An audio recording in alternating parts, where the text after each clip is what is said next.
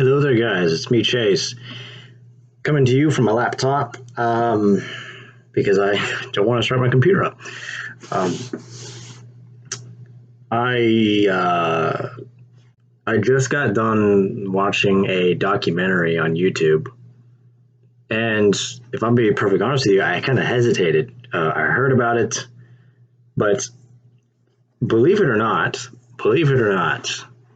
I'm trying to be careful about the information I'm getting about things related to COVID-19, coronavirus stuff, because I don't want to fall into the Alex Jones type, things like that. So there are things like um, uh, there are things like 5G network stuff, conspiracy theories and whatnot that I'm not going to go there at all. I don't see any weight to that at all. It sounds kind of silly, to be honest with you. But at the same time, there are things that are indeed very much real and very fascinating. And I think this documentary hits on all of those things, like all of them. The reality of doctors being paid money for the COVID-19 deaths that they report. The reality of basically, and it's still up on the CDC website right now, of the coronavirus deaths include even people who are presumed to have died from coronavirus. But presumed doesn't mean that they actually did. You just kind of make an assumption and you just go, well, it seems to show the symptoms, coronavirus death, and that's it. Things like that, this documentary talks about. It never talks about the 5G thing. I think that's honestly just really silly. I want to talk about this because this documentary was something for me to really. I'm trying to watch it again. I shared it on my Facebook wall. But I want to talk about conspiracy theory and things related to that. People who may be shocked about me going into this area, Chase, I never took you for a conspiracy theorist and all that. Whenever I hear people say that about me, I'm just like, you don't know me very well. you don't know me very well at all. If you think that this is conspiracy theory and that I'm just dabbling in conspiracy theory, dude, you don't know me very well, and you honestly haven't been paying much attention to the things that have been going on. I hear all this stuff about, well, how can you deny what's happening around the world? Look, let me just ask you a question. Have you traveled around the world where all this stuff is reportedly happening? Have you? I haven't. So it's fascinating for me I'm not saying that media, all media is completely fake and false. But the willingness to just believe all this stuff. I mean, and just the constant, how can all the governmental, the world government stuff that be a part of this? And I'm like, I don't think that's that hard to accept. All you need is a single international community that basically oversees all these places and has organizations and things like that branches of itself that influence the way they operate in these countries. All they need is something like that. Do we have something like that? Oh, we do. It's called the United Nations. We do have something like that. And so it's not a far stretch at all. And I'm kind of, it's a little sad for me to see, because, and you can make an argument. I mean, I think you can make a good argument that, back in like the 1900s, the early 1900s, and before that, such a thing like this couldn't exist. A single, cabal, you could say, or entity, the international community, didn't exist And frankly, nor could it, given the way things were happening back then. There was just a lot of things flying up in the air. Um, and so, yeah, you can make an argument that, this something like this has never happened before, but we are in a situation where something like that can happen now. The international community exists. Uh, International communications and all, the international world is a real thing now. Whereas it wasn't really a thing, at least up until the Roman Empire. When society began to spread westward, especially west, that began to change for a little while, and then the Roman Catholic Church began to take a greater hold over the Western world, and then of course with the Reformation broke all that to pieces, and so you have a couple of centuries of just kind of a lot of chaos.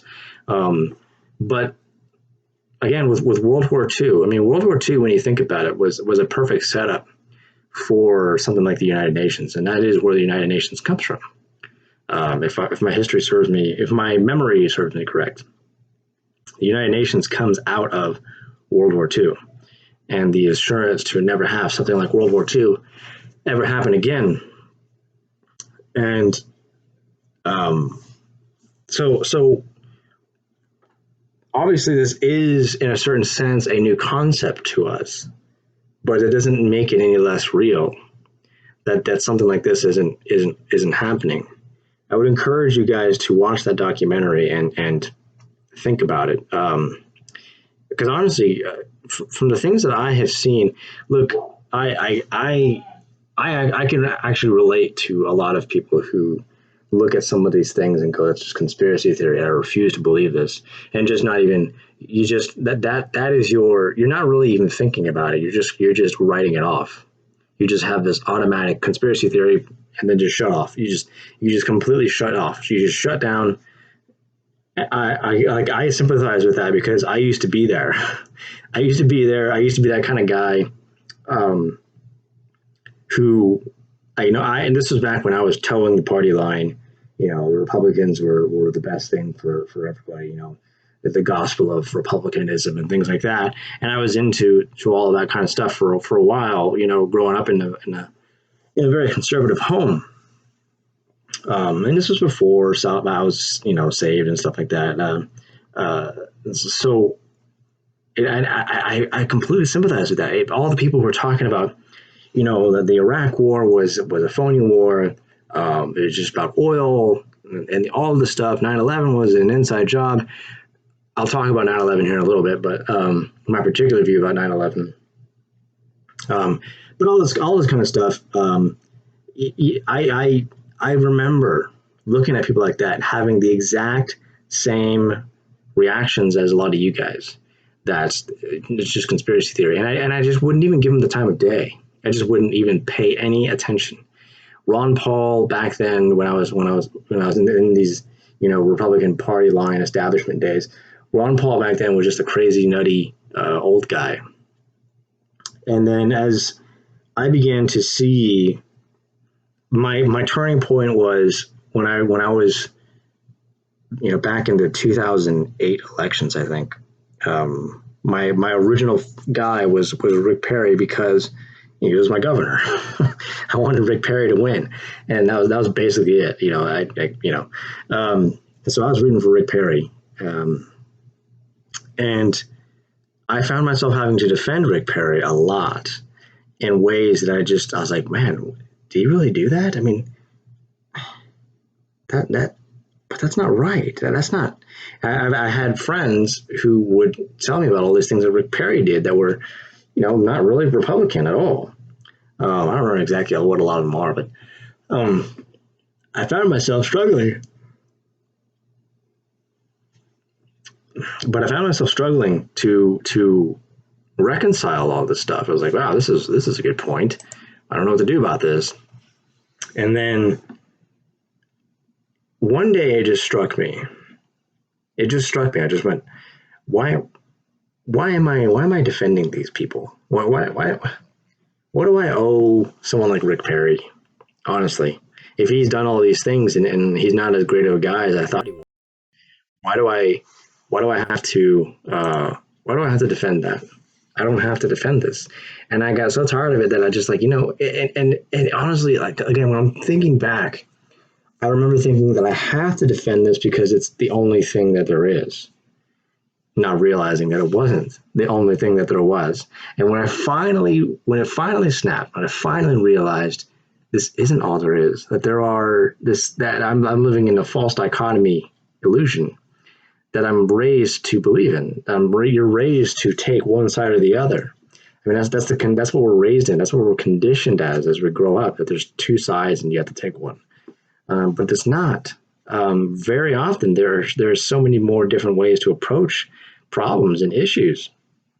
And when I realized that, I realized I don't need to defend these Republicans anymore. And it was one of the most freeing moments I can ever remember. And from then on, I kind of sort of went to like a libertarian view.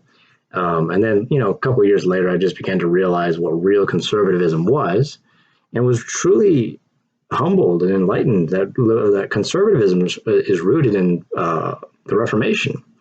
And I was already steering towards Reformed theology back then, which was only a couple of years ago. And I started going, hey, that's pretty sweet. That's like a cherry on top right there. And so I can root for true, actual, classical conservatism of America, which is rooted in the Puritans who come from the Reformation. And I love Reformed theology and all that stuff, Protestantism and it's that stuff. I'm a proud Protestant. So that was like all the more cool. Like that was just way cooler. But and through all of this, I was just going through a transformation of thoughts and just began to rethink so many things. Because again, I realized I don't need to toe the Republican Party line. That means I can be critical of Bush. In all those years where I tried to be a sort of a cheerleader for Bush and stuff like that, I began to realize I don't need to defend Bush. I can call him out when he's doing things wrong. I don't have to be a Republican. I don't have to be a Democrat. I don't have to be either of those. And that's when I began to ask questions about the Middle Eastern wars. And then I began to ask questions about like 9/11. In other words, I started when that one moment happens where I, like I said, back in the 2008 elections, it's a crack in the shell, and it just begins to cave and just begins to break and break and break. Just one thing leads to another. The door was open. It may have been cracked open, but it was open, and it was only a matter of time before the whole thing just comes wide open and there's just a floodgate. And I began to ask questions about all these other things. And, I did ask questions about 9/11. Now, let me talk about 9/11. So I have a coworker who believes that no planes hit the building in 9/11. And I'm like, how do you justify that? I mean, you could see the footage. Well, it was all CGI. It could have been CGI and stuff like that. I'm like, it was live television. There were thousands of cameras that you can see, not just from the news, but I mean, how do you make that work? They didn't. I'm pretty sure back then, in 2001, they didn't have that kind of technology that you can do that kind of CGI. And again, you can look at, no matter how well you do things in CGI, and assuming we had the technology back then, from all the angles that you could see the planes coming in, with the light that was on them and the explosions, every little detail of the explosions, the balls of fire, the debris flying out, how all the CGI was able to capture all of that in perfect sync is ridiculous. So the idea that planes didn't actually hit the buildings is insane. The other thing is, what are you saying did hit the buildings? A missile? Have you seen missiles when they hit their target and explode? They don't just cause a big old ball of fire. I mean, that thing's meant to explode. A plane's not meant to explode. It just kind of, in other words, when the plane goes up in flames, it's not designed as an explosive. What most likely happens, as you see in the planes, it just kind of incinerates. It just becomes a big old puff like that. But a missile compacts its explosives basically pressurizes in a certain sense. That's what an explosion is. An explosion is a rapid release of pressure. And if you just have, if you have a bin just full of gasoline, you just threw a match in it, you're gonna have a big old whoosh like that, right? You're gonna have that, and it's gonna be intense. It'd probably burn your face off if you're standing right in front of it, and it's gonna go up really quick. But it's not really an explosion. That's just a big. It's just lit on fire, and it just fizzles out because it has ventilation to it. It's not being like I said, compacted and pressurized. If you were to put a lid on top of that thing, and let's say you put a lid on it and you set it on a surface somewhere, and then you put like a match underneath it. If you sealed it off, you put a match underneath it. Well, then now you're going to have that little match, that fire underneath it is going to start building heat. That heat's going to get inside of there. And that's going to start pressurize. It starts to pressurize because it's got nowhere for all that energy to escape. And then there you have a bomb. Pretty soon that's going to boom, blow up. So that's what a missile is meant to be, basically. So if a missile hit those buildings, you would have had a far different reaction. You would have had debris not kind of just going up and just kind of falling down. You just have it shooting outwards, and those buildings would fall instantly. And you would also see a trail, by the way, a smoke trail from the missile, because it's expending its exhaust as it's flying towards its target. So there's all these factors that just don't make a whole lot of sense. Now, I will say about the Pentagon. The Pentagon is a weird one because there is no footage at all that we have anyway of whatever hit the building in the Pentagon. We have none of that. So we when you think about it, you do have to assume that it was a plane. Now, I do believe there are eyewitnesses that say there was a plane. Like I said, I'm not too sure about that one. All we know is that the Pentagon got hit by something. I'm not ready to say a missile either, because again, if you look at the damage, the building is caved in. So a missile, again, when it explodes, you're going to have some evidence of an outward thing. You might have a boom, and then it might have hit the bottom, and then the top caves in as a result. But you're going to have some kind of whoosh like that. It's going to go outward. But last I checked, it doesn't seem like that's what you have. But it is strange how you don't have anything left of a plane. I would think at least in that instance you'd have something left. But anyways, to the World Trade Center issue, those were planes that hit that. There's no question. And I do have friends that I respect, who believe that there was controlled demolition that took down the towers. They said, well, you can see if you look carefully as they're coming down, you can see the puffs of smoke from the inside. The before the caving reached those areas. And I never was convinced by that. I was like, well, that could have been just the pressure giving out because it's caving in from the inside. It's going in like this. So it's pushing stuff outwards. So there's nothing really weird about that. But the other things are, just look at the way that thing fell. Doesn't it look like a controlled demolition? Yeah, it does. I'll give you that. It really, really does. But I think one of the issues is that, and again, I could be wrong about all this. Okay, I could be wrong.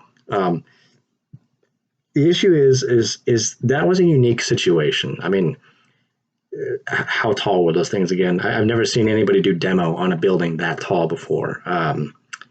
We've never had an instance in my recollection anyway, of towers that tall being hit by a plane and seeing what happens as a result.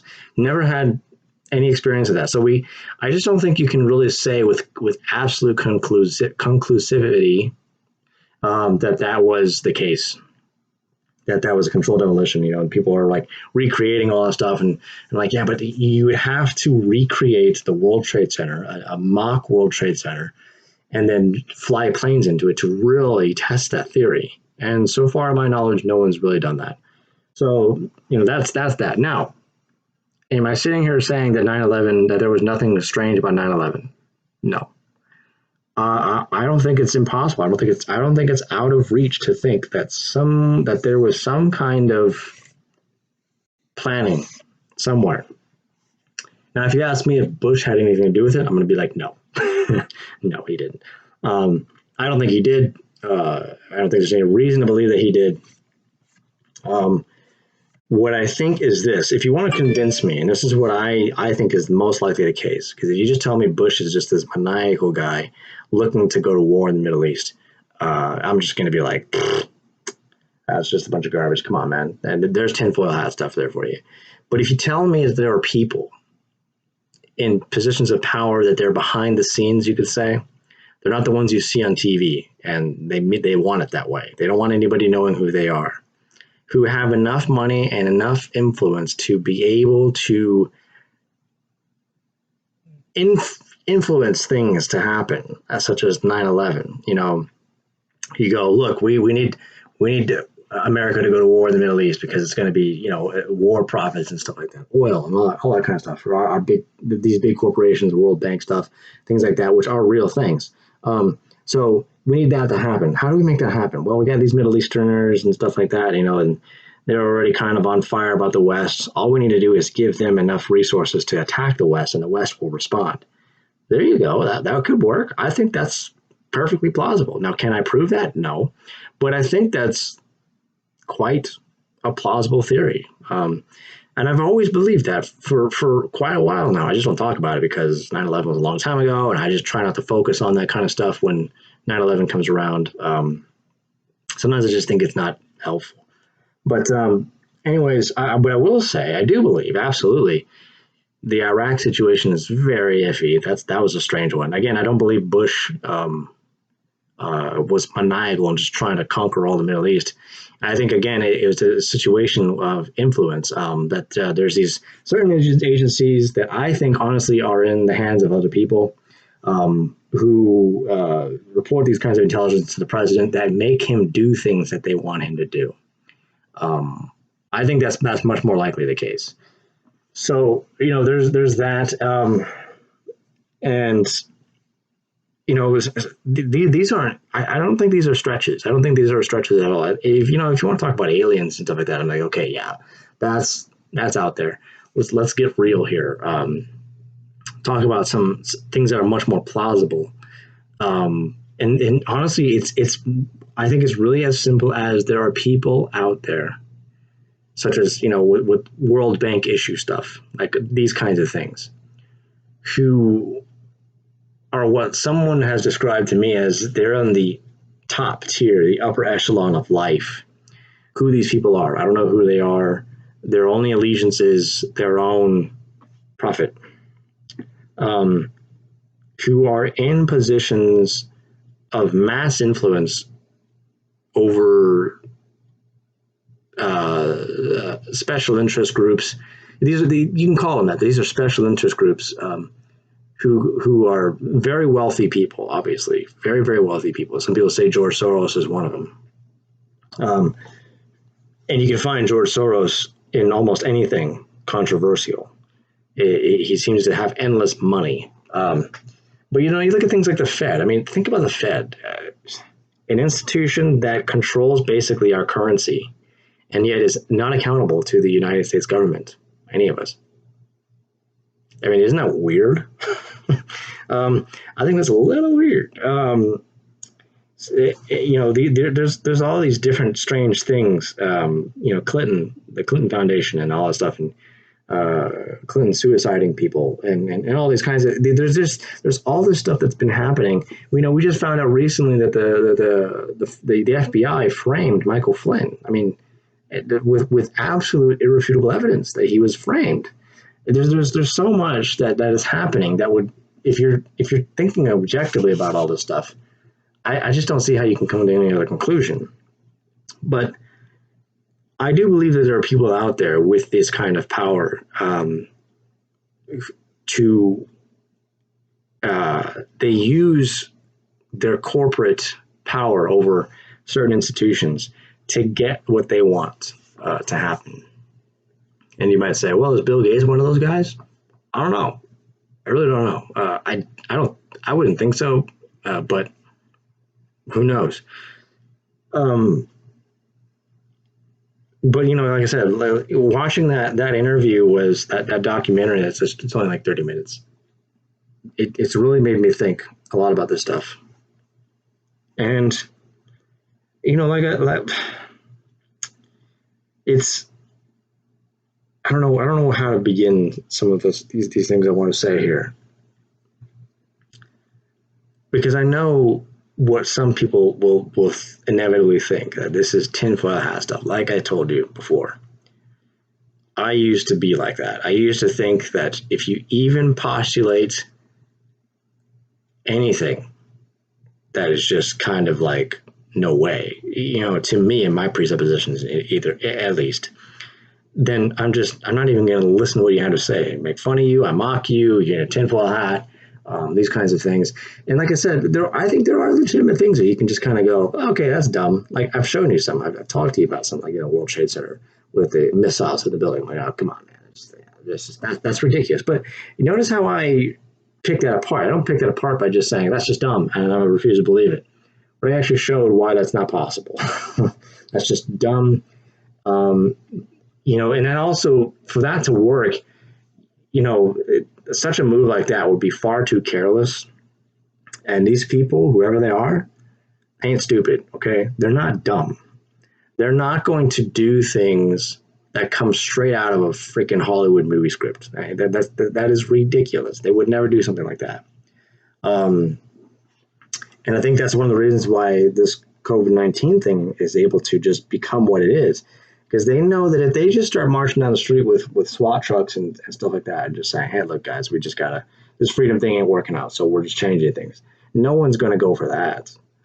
But, I'm reading this book right here. I got this book a while ago, and I've decided to pick it up again and just start really reading it. The Messianic Character of American Education.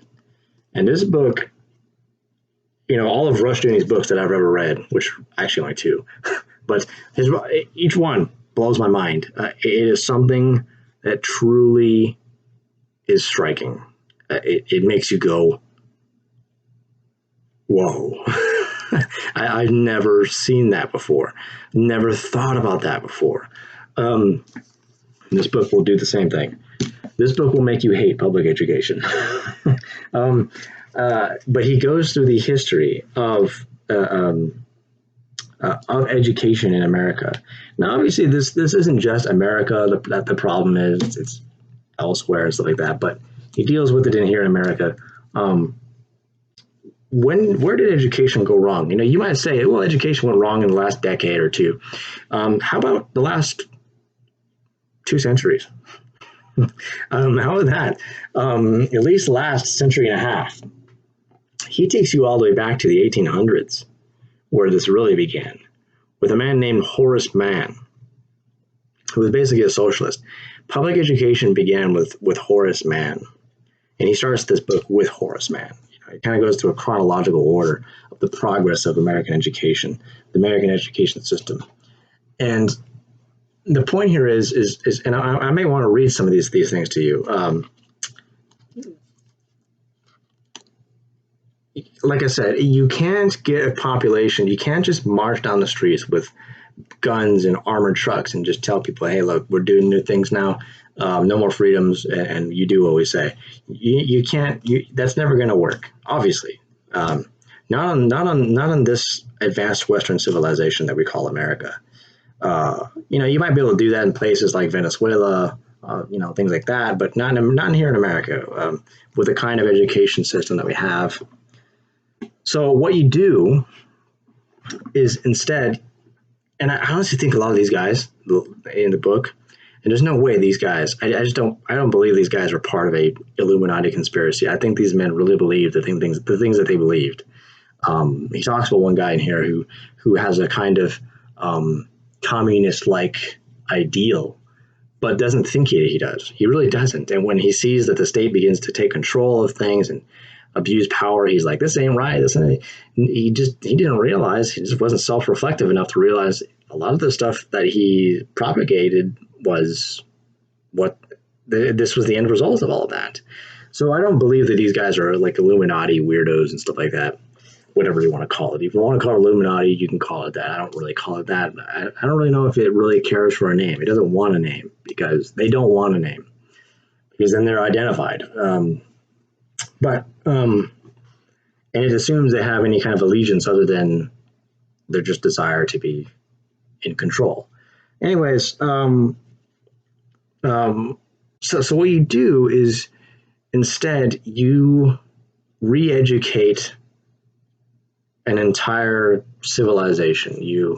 And again, I think a lot of these guys meant well with these early characters, probably meant well, but what their systems end up doing is allow somebody.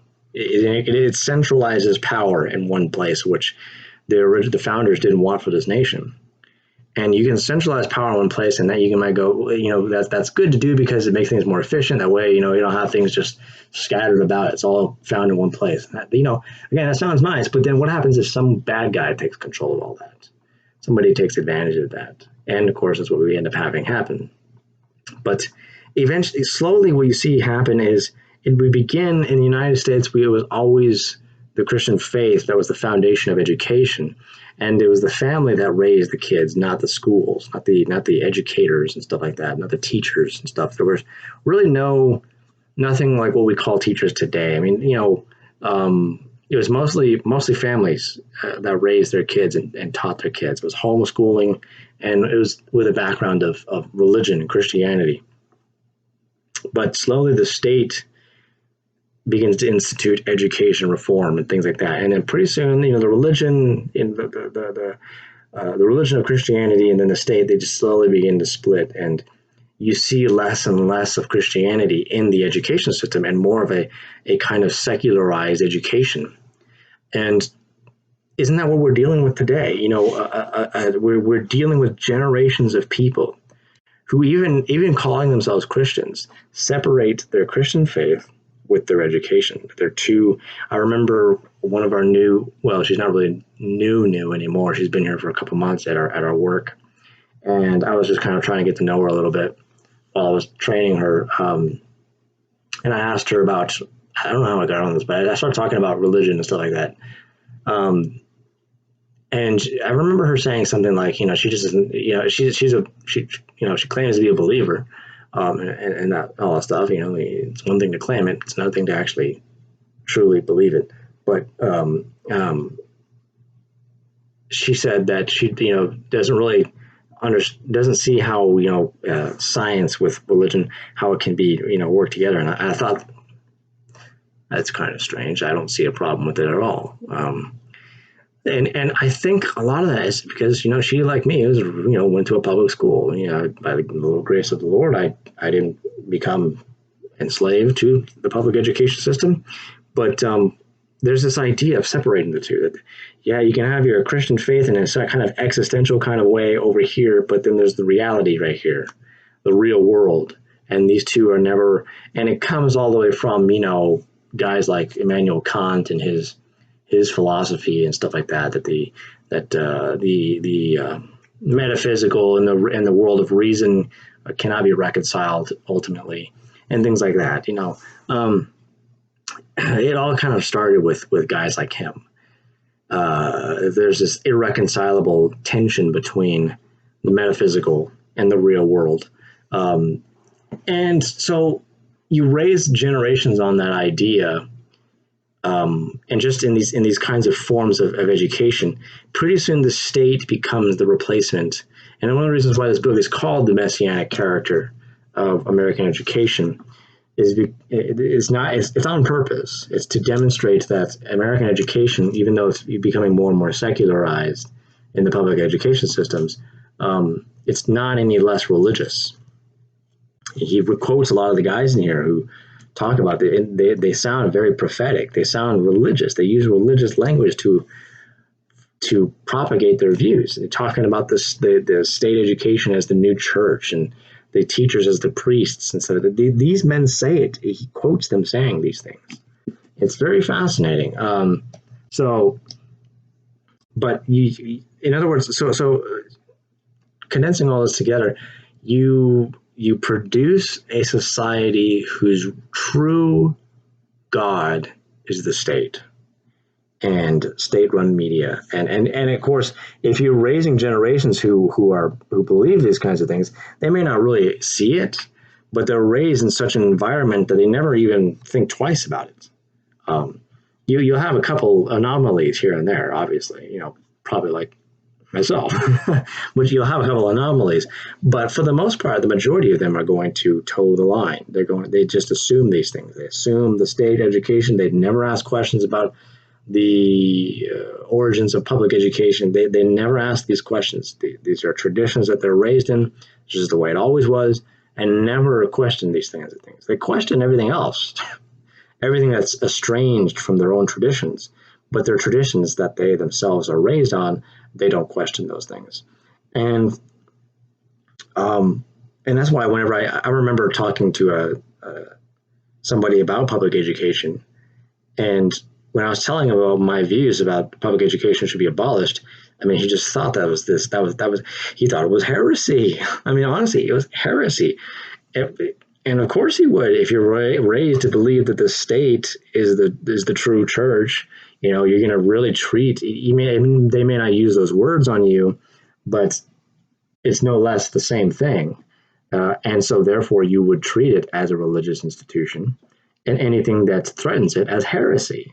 Even though you may not even use the words, you still behave in such a way. And so there's this sort of cognitive dissonance sort of thing going on in the mind.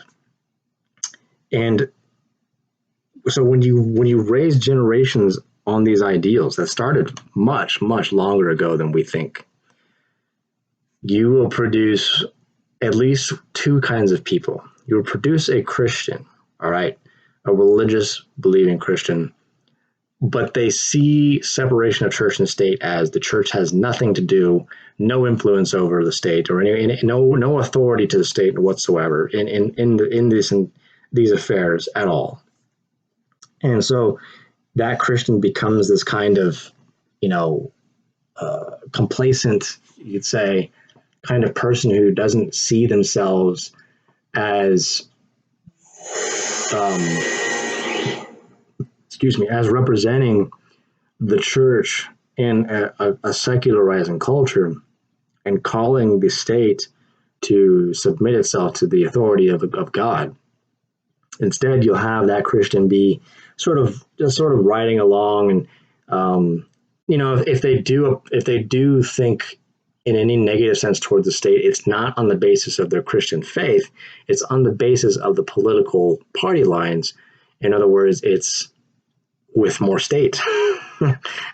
It's just again, it's the separation. That Christian is raised with a view of separating their Christian faith and the way they actually live in the world. So over here they go, I'm a Christian, I believe God, I believe in the Trinity, and Jesus is my Savior, and things like that, and I go to church, and I say all these church things, and they're really important and all this stuff.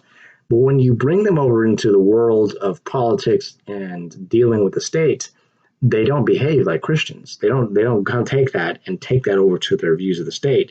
That's put over here. And if anything, they'll say, well, this is my view as a Christian. This is just my opinion, but it's just mine. It's not authoritative over here. But let's talk about Republican versus Democrat kind of stuff like that. And then that's what they end up doing. So that's one kind of person that's produced, and that's more of the conservative. So you're producing conservatives, but not really effective ones. And the second kind of person that produces is just a pure statist. And those are the majority of them. That's the most that you make more of those, and you do the other ones. And so, in other words, you produce two different statists. One that kind of is statist, but from a conservative view, and one that's just straight up, government. And being raised like that, to believing like that, these kinds of people enter into the media. Some of them do, a lot of them do. And they become activists and stuff like that. And so, of course, they're going to create news organizations that are going to ultimately help the state, and Again, you find the philosophies of these men in this book, how they see education as raising generations to see themselves as part of the community, as part of the state. And again, that's just assumed, and that's just how they behave without questioning it for a moment. So let me just read something here for you, that comes from the book. I want to read this. So this comes from chapter 6 of this book right here, the Messianic Character of American Education. So this comes from chapter 6, and this covers a guy named Henry Bernard who lived back in the 1800s. The chapter is called "The Wheeling of the Spheres." So it begins, and I cut certain parts out, just to condense this a little bit.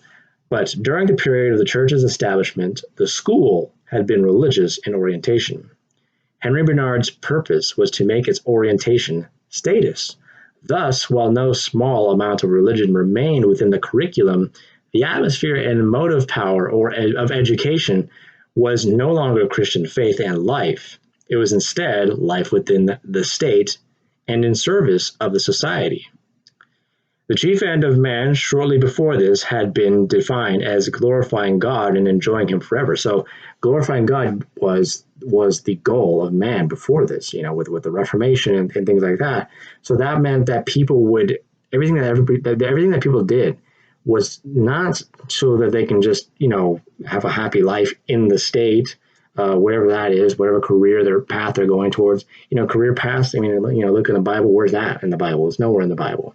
What my dreams are, that's not in the Bible. The Bible is repent and believe. So there's that, and with that mindset is the idea that whatever I do in my life, I want to be glorifying to God, whether I'm a painter, whether I'm a philosopher, whether I'm a theologian, whether I'm a writer, or whether I'm a musician, or this and that, artist, poet, teacher, pastor, preacher, these kinds of things, all kinds of different things but for the sole purpose of glorifying God. But now that changes. So the chief end of man shortly before this had been defined as glorifying God and enjoying him forever. Now it was to glorify the community and enjoy life therein. A little earlier, James Madison, John Adams, and others had been sharp in asserting that the Constitution established not a democracy, but a republic.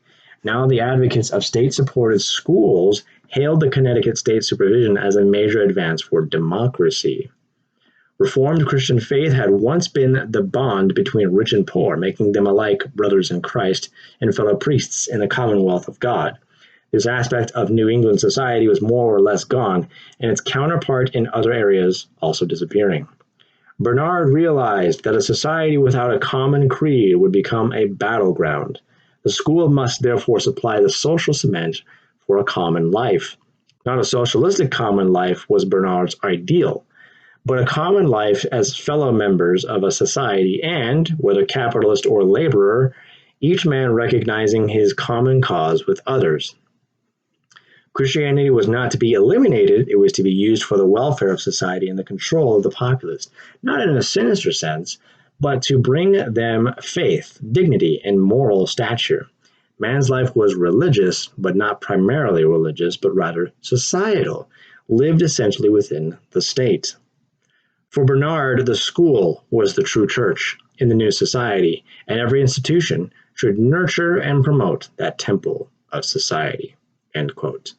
And again, that's the Messianic Character of American Education, Chapter 6, Henry Bernard, The Wheeling of the Spheres. That's a pretty mind-blowing statement, I think. And so when you have that kind of mindset, what Bernard was envisioning comes to fruition and raises generations and generations slowly, very, very slowly, like cooking the frog slowly, you could say, to the point where we are now. Is it any surprise how many people believe everything they hear on what I call state-run media? Um, it, it doesn't surprise me at all. It surprises me how many conservatives are.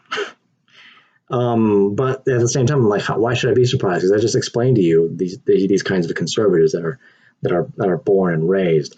Um, um, so, just to kind of close with Francis Schaeffer and his warning to us. Francis Schaeffer warned decades ago, back before I was born, over 30 years ago.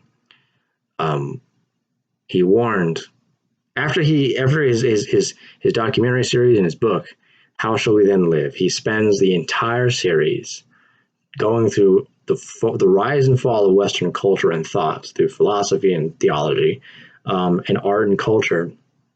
He shows you how it came and the golden ages of the Western world were and how they just collapsed over time. To get all the way to where we are today, to tell you one important thing. How, because of where we are today and the mindset that we have embedded in our education systems, the utilitarian concepts, the naturalistic concepts that kids are being raised in, relativistic worldviews and all these kinds of stuff, existentialism, these things, how those concepts and worldviews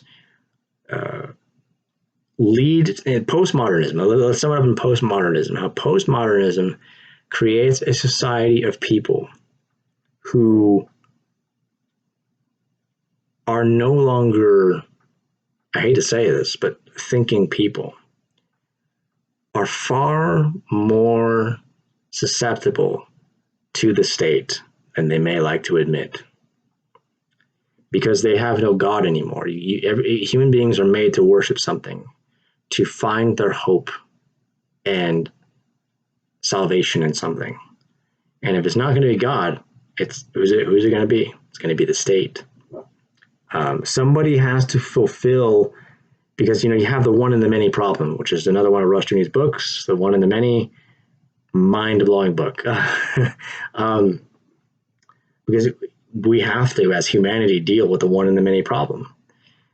And if you take God, who would be the one who unifies all humanity and all of our manyness in God's being, in other words, in God we find our purpose, we find our origin, who we are, what we are. You take that unity out, you got to have some kind of something that substitutes that one. There's nothing else but the state. The state has to fulfill that one. The state is the reason we have order. The state is the reason we have justice. The state is the reason we have law and morals, because the state is what teaches you morals, right? Remember, the state is the one who's teaching your kids. And they teach morals. They teach what's right and wrong. And so is it any wonder that these people grow up and just whatever the media is telling them, this is what Francis Schaeffer was talking about at the very end of How Should We Then Live? A state media that can easily manipulate a population. The reason why they're able to do that is because, like I've been trying to say, the minds of these people has been broken down. They think it's not, but it has. And if you want to test whether or not you're one of those people, I think the easy test is, are you willing to watch that documentary that I mentioned here, or do you just go, it's just a conspiracy theory, it's just tinfoil stuff. I'm not even gonna give the dignity, because I used to be like that. I used to think that way, and then motors in my head started turning when I began to realize I don't got to defend these guys anymore. And when I realized I didn't got to defend these guys anymore, there's nothing holding me back from starting to actually investigate these things myself. I've got no pre-commitments. I've got no one I'm rooting for. So I can look these things up now and just be totally honest. And even now today, that taught me a valuable lesson. Even today, with people who I do root for, still hold them accountable. Disagree with them on many, many things. Trump, I'm thoroughly disappointed with what Trump's been doing lately. But So, you know, I could go on a little bit longer, but I think I've made the point I wanted to make. I think I did.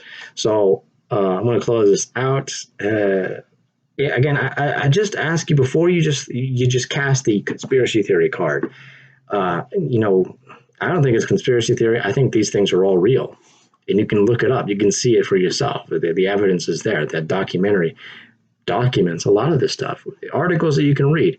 And the lady he interviews, she's a doctor. You know, you guys are all talking about believe all doctors, believe all doctors.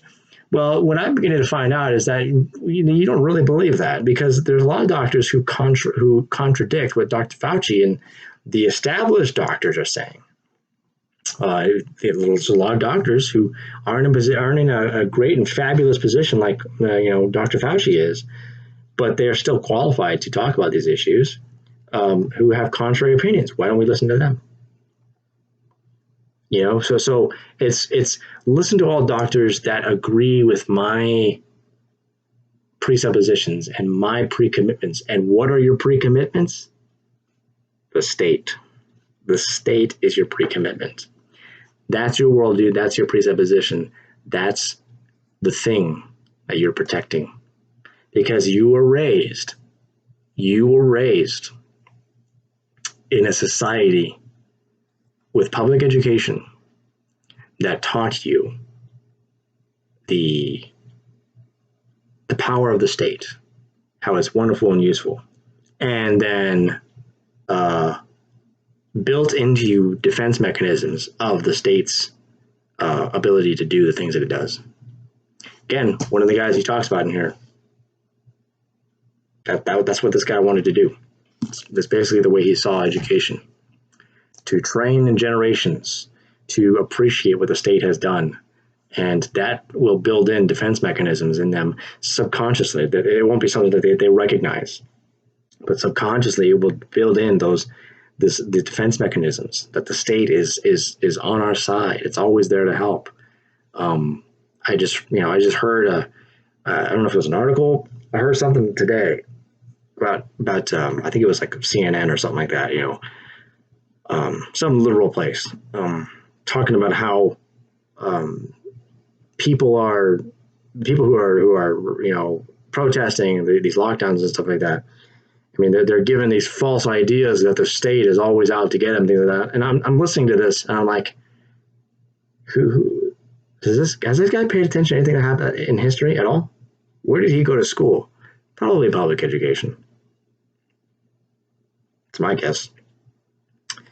So, anyways, gotta go. I hope this is helpful. I hope this is something that makes you think. That's what I always like to do, even if you disagree with me at the end of the day. You know, that's your thing, fine.